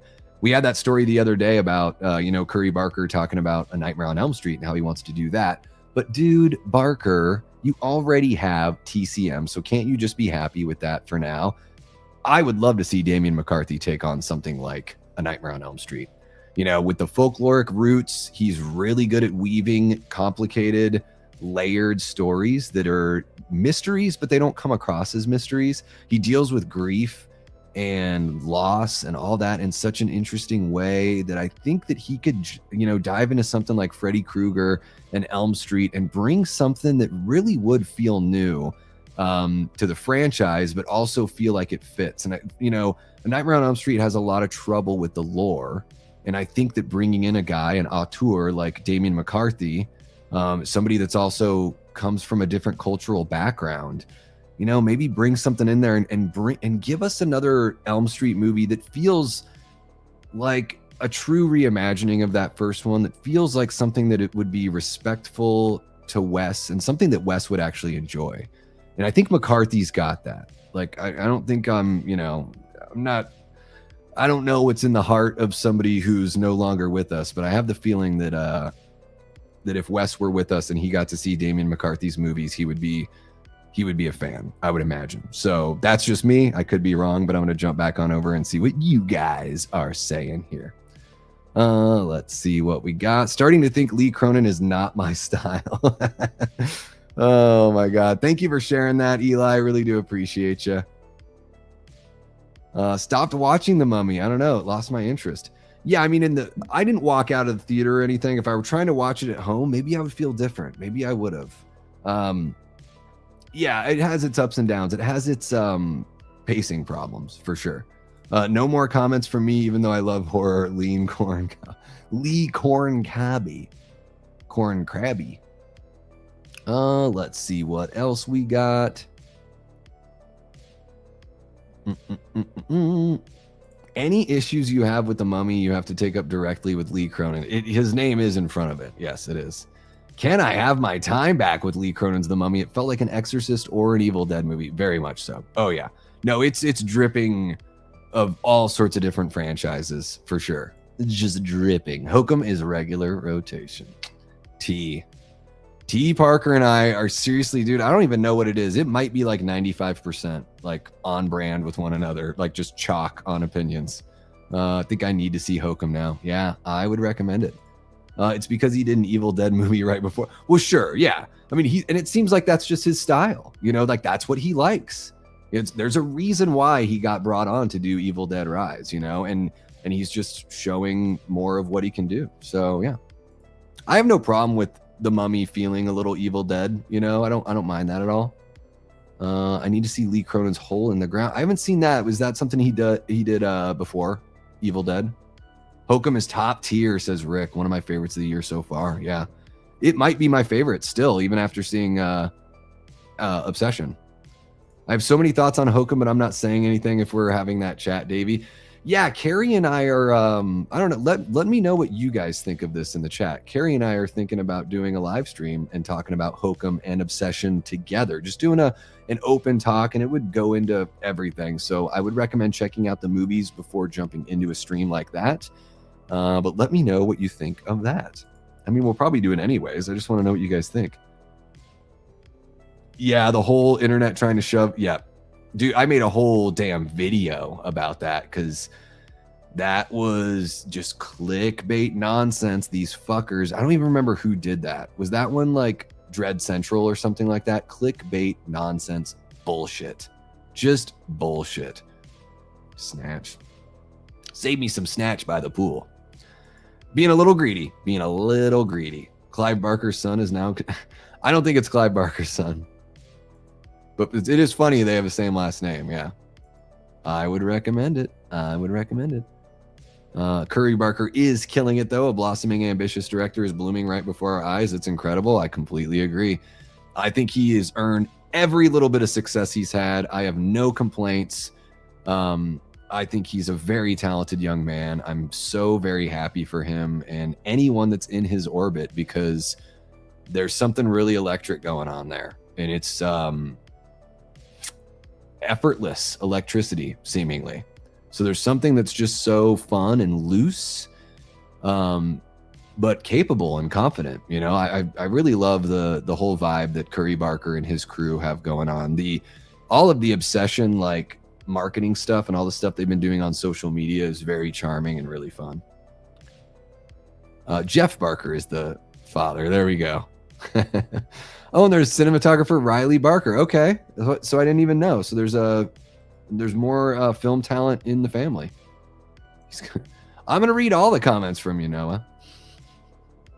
I am a big cinematographer guy, but admittedly, I don't know all their names. Yeah, you do, dude. Aaron, here's the thing, man. Just go check out Hokum and Obsession back to back. So you're gonna watch, if you do that, you're gonna have watched the 2 best horror films of the year within 4 hours or whatever. You know, maybe there's a layover between your 2 movies. You can hop on to the bar and grab a drink or something like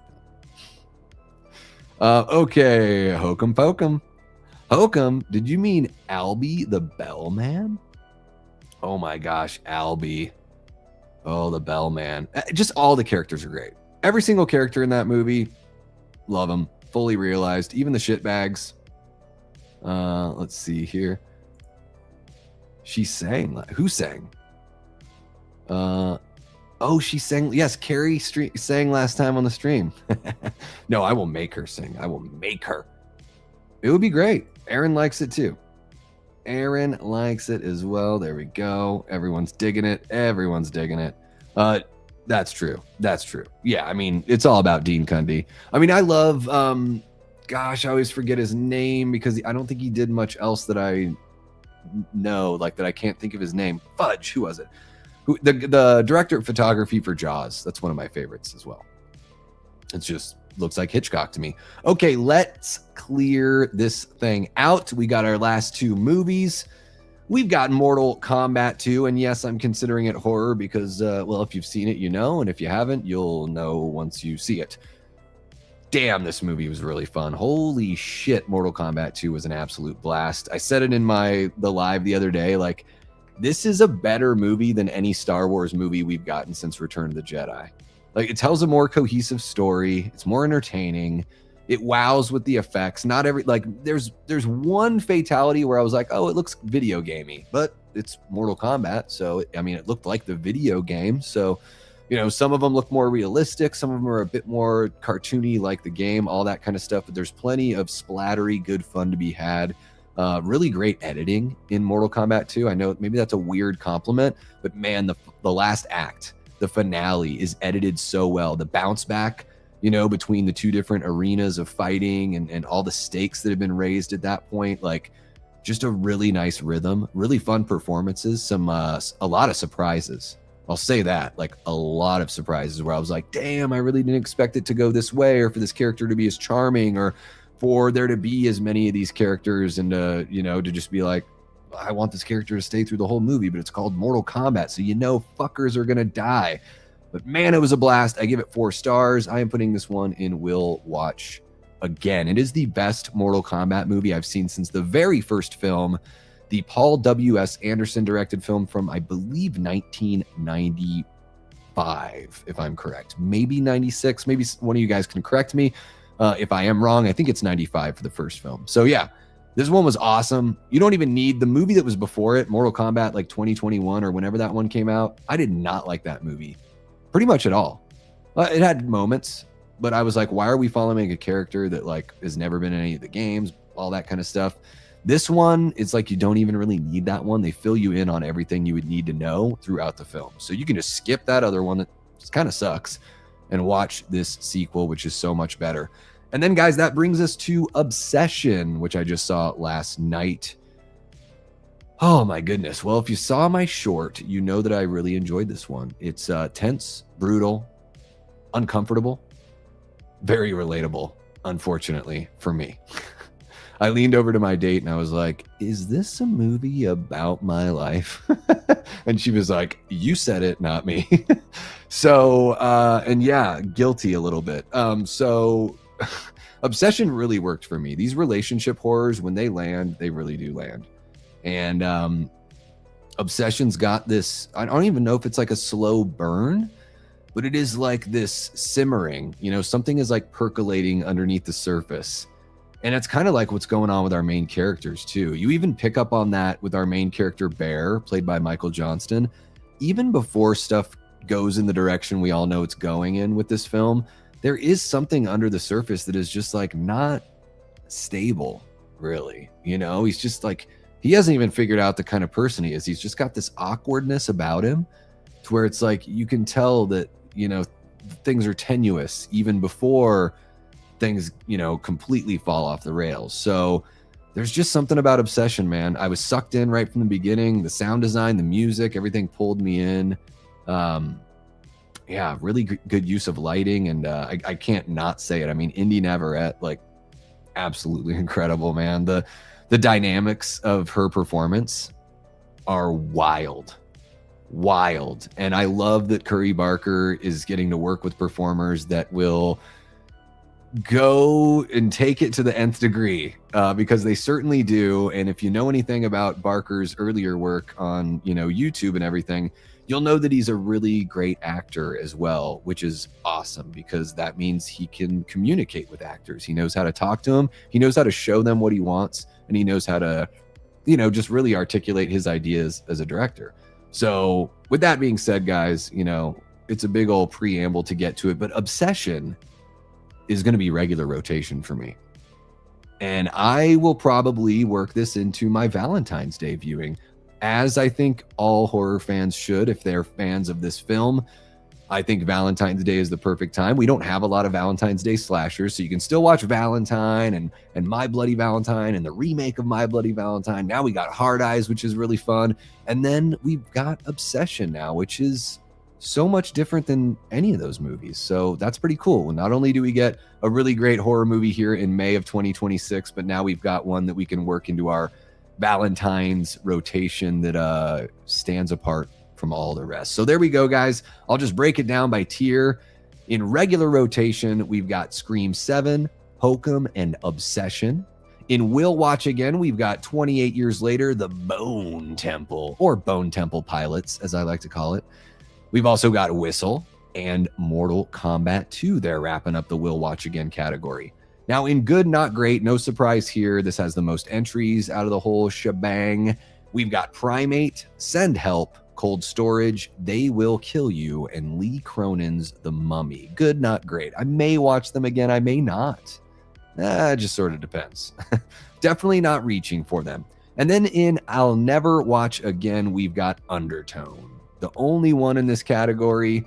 Man, just could have been a lot better. I will never watch it again. Sorry, Undertone. And then in Can I Have My Time Back, we've got Ready or Not 2, Here I Come, and Faces of Death. Man, what a shame. Ready or Not 2 could have been so much better. They could have really expanded the lore and made it so much bigger. Could have given Samara's character, like if they gave her, for whatever reason, I'm just forgetting the name of the family that she got married into.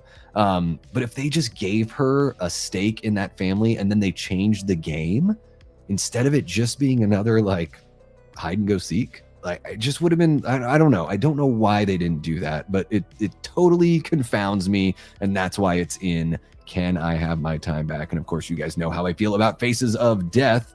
Faces of is how I feel about that one. So there you go, guys. There is my Tiermaker ranking of the wide US release horror movies of 2026 from January 1st through May 14th. What do you guys think of my Tiermaker? Is it all right?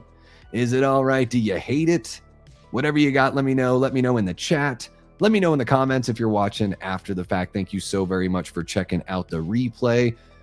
Rank the movies you've seen this year. They don't even have to be horror. Maybe you've seen a whole bunch and you just want to do a ranking of the whole thing. Drop it on in there in the comments. Make sure you hit the like button, all that kind of fun stuff. And I'll kick it with you guys here for another little bit before grabbing a bite to eat here.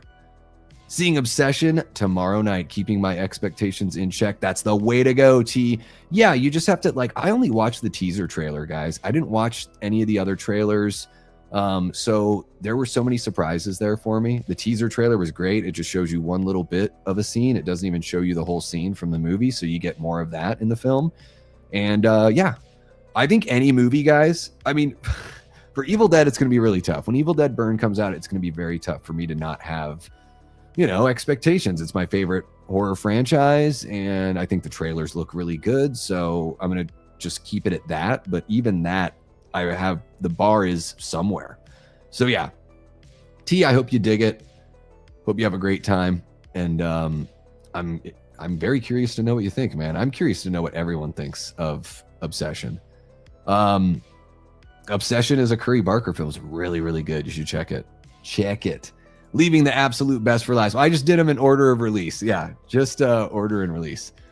Yeah, no, he looks great in it. He's really funny in it. The guy that plays Kano is hilarious. Baraka was probably like my biggest surprise. I loved Baraka in the movie. I did not see that coming at all.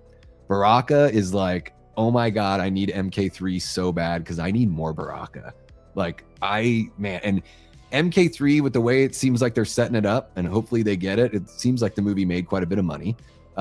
It sounds like they're setting it up for something really big and really awesome, like something that's going to be like cosmic Avengers Endgame, like giant team kind of thing. So super pumped to see where they go with that. Let's see what else we got here. Yeah, for sure. Oh yeah, it's definitely that. Great date movie. Yeah, you know, I'm a total fuck up, Eli. That's what's up. Whoa, can I have my time back with MK2? I wasn't the target audience. Yeah, I really loved the games growing up, like up through Ultimate Mortal Kombat Trilogy, or Ultimate Mortal Kombat 3, I think. Up through that, that's like kind of when I backed off. I might have played a couple of the games since then, but as far as the lore goes, I really only know the first few games. But I was more of an MK kid versus Street Fighter kid. Osgood Perkins or Ben Wheatley slow burn? Oz Perkins for sure. I don't know Ben Wheatley. I don't know him by name as far as movies go. Ashley says obsession as a first date. Can only imagine what you'd plan for a second date. I don't know. God damn, I don't know. Hopefully nothing that's in the movie Obsession. That's all. I'm like reliving moments from that movie. I'm like, I don't want any of that to happen. So I don't know. I don't even know. You never know if a second one's going to happen, right? Because, you know, people are busy and everyone's got a life to live. So we'll see. We'll see. I am a little bit of a romantic. Yeah. 28 inches later, the boner temple. Yeah. All right, let's see what we got here. Why did I hear that as Scream 7 has a poking obsession? Scream 7 has a poking obsession, said Davey Deathray on Dread Central. Send it to all the clickbaiters. I hope it does. Well, it's not next month. It's the beginning of July. July is going to be a big month for blockbusters and all that stuff. I just hope that Evil Dead Burn does really well, just, you know, comparatively speaking to the previous films and like within horror. And I guess the biggest hope I can have for Evil Dead Burn is that it's so big that it does, you know, I feel like Evil Dead is starting to get in the mainstream because of the TV show and then Rise. And then now with Burn, like, I don't want to see Evil Dead become mainstream as far as like the product that we get. I always want the product to be batshit and like bring the Evil Dead craziness. But if the mainstream audience can find an appreciation for Evil Dead, and then knowing that, oh, this is a franchise that goes back all the way to 1981. This is this storied thing. This is, you know, one of the biggest, most inspirational filmmakers in his generation with Sam Raimi, you know, bringing up this franchise, and just more eyes and more awareness of Evil Dead, like in the general public, I think would be awesome. So that is like best case scenario for me. But yeah, I hope it does really well. And I can't believe how healthy Evil Dead is. It's incredible. It can be really rough, Papa John. You know, when I was married and all that stuff, like I was seeing like 1 or 2 movies a year in the theater. And then once that relationship ended, I was like, you know what? I am going to treat myself and I'm going to do stuff that I couldn't do before, or just wouldn't do before, or couldn't do by myself before. I'm going to go and enjoy some alone time, because I really I'm an extrovert. I love hanging out with you guys. I am very much like, oh, let me be the entertainer, you know, let me be the clowny Deathray. But there are times where it's like, I do have those weird not weird, but I just have those moments where I go introvert so I can recharge. And man, going to the theater by myself, which I always find time to do. Like, I love going to movies with, like, you know, go to movies with Joe from Media Poop Shoot. Like, now I'm, you know, fortunate enough to be taking a lovely lady on a date, or maybe more dates. We'll see. Again, you just never know. But I always find time to still go and enjoy a movie by myself. So I think that's like, people say, oh, it's so sad going to the movies by yourself. I'm like, I don't know. I get to like fully focus on the film. It can be kind of nice. I watched Jaws for the 50th anniversary in 3D at the theater by myself, and no one else was in the theater. And it was one of the greatest experiences I've ever had watching a movie in the theater. Clayface does look really good. Yeah, Clayface looks awesome. Love the teaser. Don't know if I need anything else, but I'll probably watch it, even though WB fucking hates me and doesn't want me to watch their trailers. They hate me, guys. WB, anytime I watch one of their trailers, they throw a friggin' fit. Agreed, Noah. Agreed. Yep. You really should. We got David walking in here. Just finished my 49th movie, Portrait of Jenny. Yesterday was Alice in Wonderland. Hell yeah, man. Classic film fanatic there. Classic film fanatic. Second date is Killer Clowns at Home. Oh, wow. I would definitely be okay with that. I've got that movie on Blu-ray, so I could bring my copy. Matchmaker, make me a match. Thank you, Theron. Appreciate you. And it might be Killer Clowns. It might be. It's getting a modern day audience, but always under the advisement of Sam Raimi. That's good. Yes. Yeah, dude, I've talked about it here on the channel. Like, even just go back to 2011, right? Because I don't think they were filming Evil Dead 2013 until 2012. So go 2010, 2011, 15 years ago, 16 years ago. I thought all we were getting was the 3 movies that we had. I thought that was it. I thought, like, maybe there's a chance they could do a show or they just do some more comics or something. Yeah. Thankfully, not anymore, David. Clowny Deathray is a second channel. I got some merch. for Clowny. I might have to just we might have to do a show where I perform as Clowny. Oh, I'm Clowny Deathray. I'm the clowniest. I'm the clowniest. Eli, you're too sweet. Guys, Eli sent me a package for my birthday, and whenever Eli sends something, it's really special and really good and very gracious. I told Eli, I was like, man, your family are so lucky to have you in their lives because of how sweet Eli is to me. Somebody who is not a family member, who he's never met, that lives, the next state, 2 states over. And this is how sweet he is to me. Imagine how this guy treats his family. So very sweet of you, Eli. Thank you very much.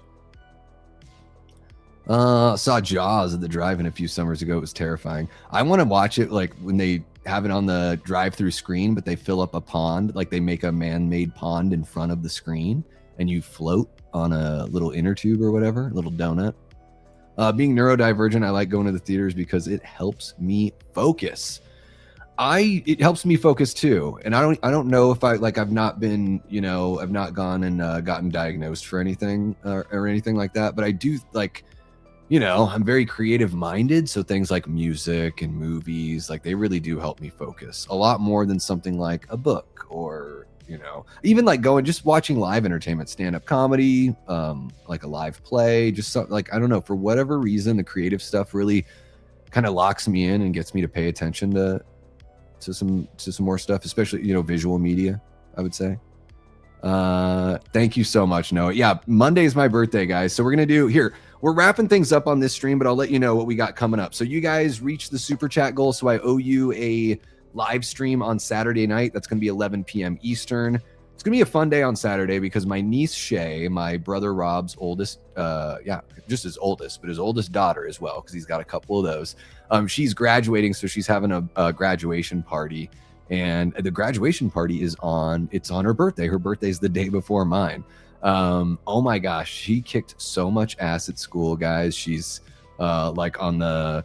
I don't think they did like a straight up valedictorian, but she's like there's like 4 or 5 kids from her class that are like in that top tier that got like the accolades and everything like that. She's man, I'm just very impressed with that young woman. So it's inspiring to see young people that really have their shit together, and my niece Shay certainly does. So we're gonna have a big old bash for her. It's her birthday pre-graduation thing. Or actually, no, Saturday is not her birthday. Sunday's her birthday. My bad. But Saturday's the graduation party. Sunday, looking to do something with my fam, and then Monday's my birthday. So I'll be streaming Saturday night with you guys, Monday with you guys for the 3,000 subscriber celebration and the birthday celebration.